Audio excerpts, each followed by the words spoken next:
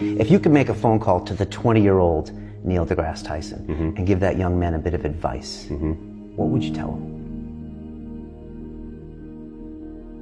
I wouldn't give any advice at all, because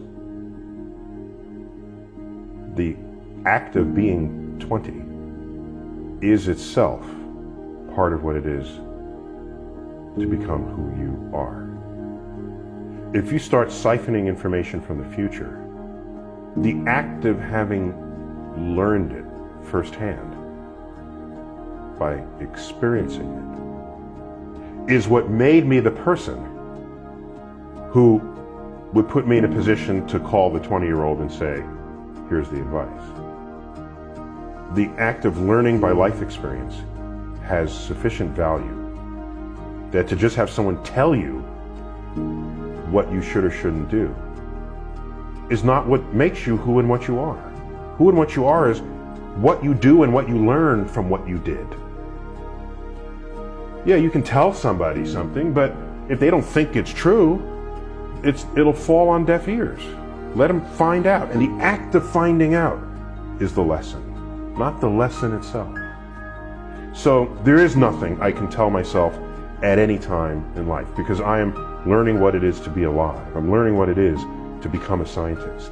I'm learning what it is when people treat me one way or another because they presume I should be an athlete rather than a scientist. That's life experience that feeds what I am today. Even if I'm steeped in ignorance at some point in my life, and then that gets figured out because I visit someplace or I read a book, that's life experience. You can't just tell someone that. You know what it reminds me of? The immigrant who comes to America, not a penny to their name, and they work hard, and they start a business, and they finally get actually wealthy. Right? Not an uncommon story in America. And they struggled, and they knew the meaning of a dollar, and so then they have a family, and they say to themselves, I will never have my kids experience the poverty that I had, or the hunger, or not knowing where the next meal. That will not happen with my kids. So the kids have everything provided for them. And then they become deadbeats. Then the parent says, where did I go wrong? I gave you everything I didn't have. It's the fact that you started with nothing gave you the work ethic to become who you are.